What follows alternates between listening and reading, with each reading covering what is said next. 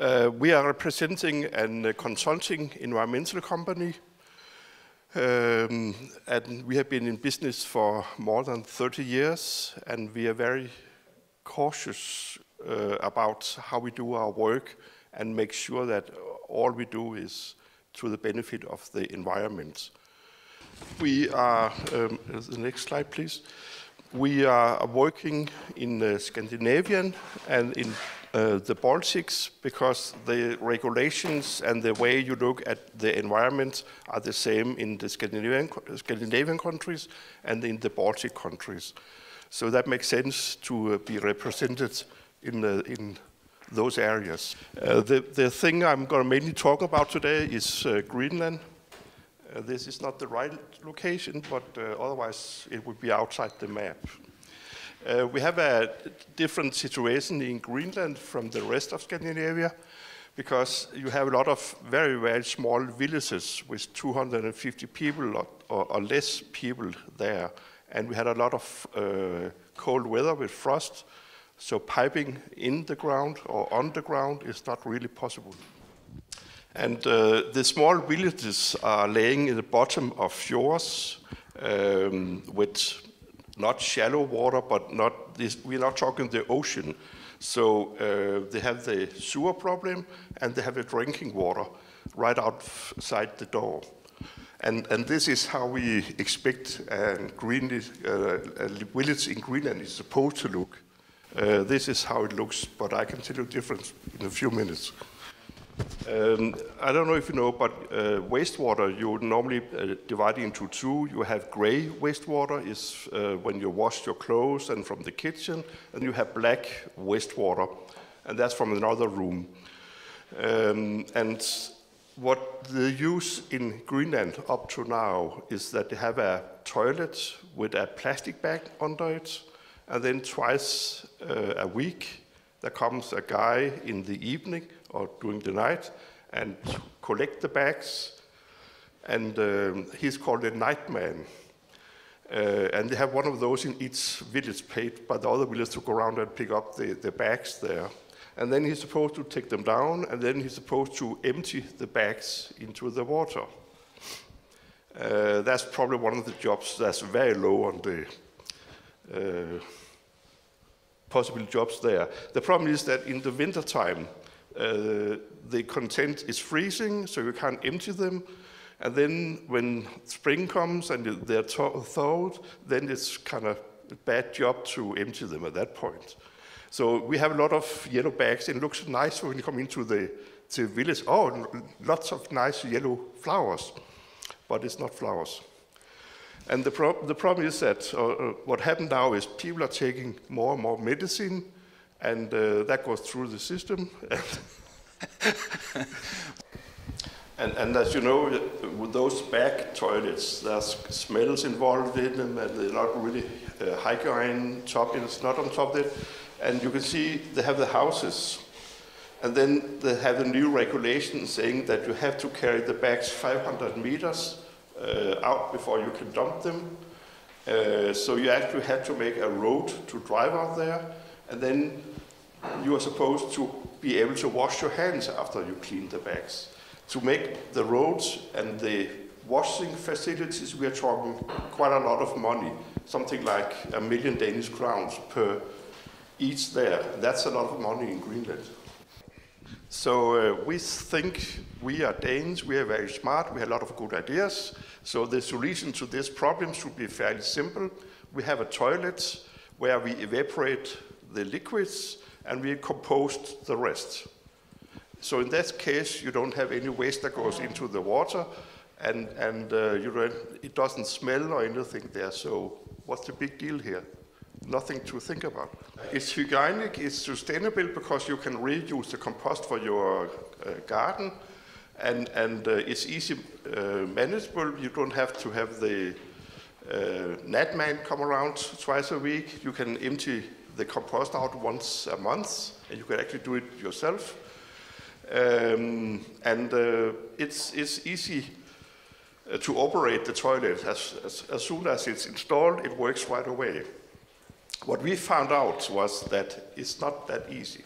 you may have a good technical solution, but if the users don't really are into it, you have a huge problem. The system is, there's a thing going around down here, and then the liquids will evaporate up there, so you don't have any drainage, you don't have to add water or anything there. But the problem is that if you throw beer cans into it, you have a problem. And it's for toilet use only. And that's apparently a big problem for some people that, out of sight, out of problems there. So we have a problem with that people are throwing everything except what they're supposed to throw in there. What we did was that the Danes are not necessarily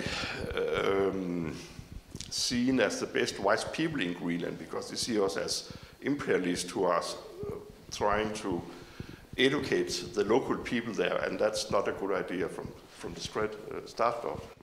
So we were working with a local company who has local people hired to go out and talk to them and in the local language and trying to teach them. And then we found in maybe a village of 200 people, we found 5 or 6 households where we could start introducing the toilets and teach people that way. So we take the next slides.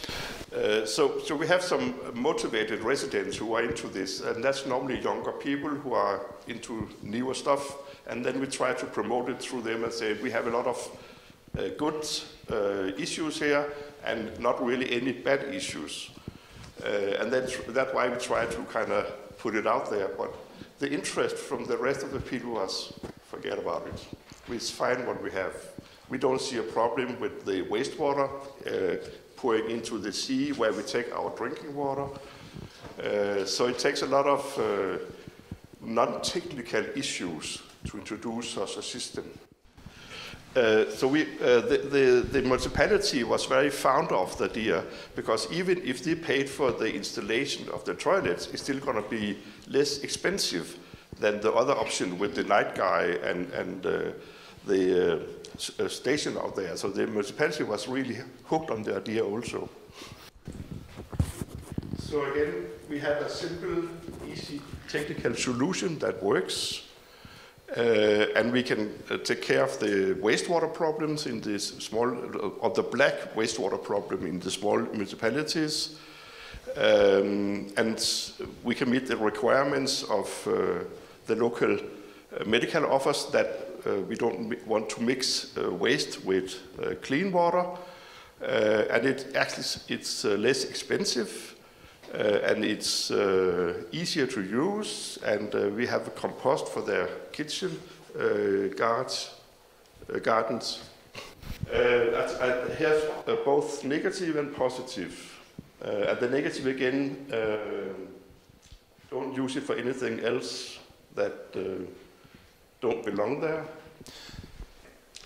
It's odorless, which must be a big issue, I would think it was, and we don't need drains. There's just a chimney or vents over the roof that evaporate the liquids. And composting the black wastewater is significantly reduction of bacteria, so we have a less problem in the environment afterwards, and people don't get sick from it. One toilet is for a family of 4, and even when you have guests, you're still going to be fine with it. And if you use it extensively, it just runs some more time and makes sure that it evaporates. The only thing that's kind of you have to be remember is you need an 18 degrees temperature in there, otherwise you can't evaporate it. We generate 5 kilos of compost every month or every 2 months. Which you can spray in your garden, as you mentioned before. And the power consumption is something like 5 kilowatts per hour per unit a day. So we are talking 3 Danish crowns a day. What's that? 50 euros or half a euro a day, it must be. Yeah. Oh. So everything is fine, working, except that no one wants the toilet. And even when the municipality goes in and pay for it, no one is kind of volunteers for it. And we haven't quite figured that one out yet. But it shows that just because you have a good technical solution, you may not be on the right track there. So there has to be a wish from the people or demand for the people for their actions. So that's something you have to look in very much into the sociological expectations from the people and what do they think and what do they believe, and that's something you really need to work on all issues. It's kind of like the weather that we are all talking about, climate changes, and then it's cold. What are they talking about? So there's difference between climate and weather, but even the American president can tell the difference apparently.